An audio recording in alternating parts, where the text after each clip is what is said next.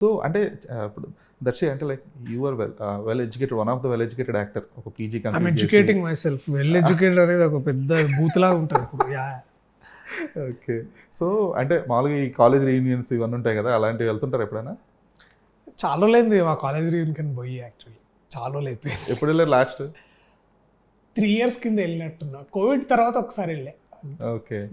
So అప్పుడు వాళ్ళ reaction ఏంటి అసలు? దర్శి ఏం చేస్తున్నారు, ఎక్కడ ఉన్నాయి వాళ్ళు, రేపు బిజీ ఉన్నావా అట్లా అంతే.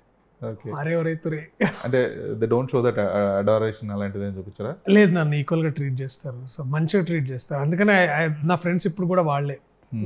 వాళ్ళు నాకు పెద్ద బావియరు, నాకు అదే నచ్చుతుంది. నన్ను అప్పుడులో ఎట్లా చూస్తారు అలాగే చూస్తారు. సో అందుకే వాళ్ళ దగ్గరికి వెళ్తారు. ఓకే.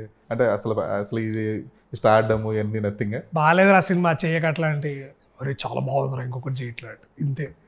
ఓకే. అంతేగాని ఈడ గుచ్చి నో భజన. సూపర్.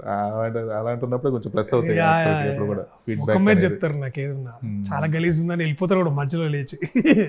ఓకే.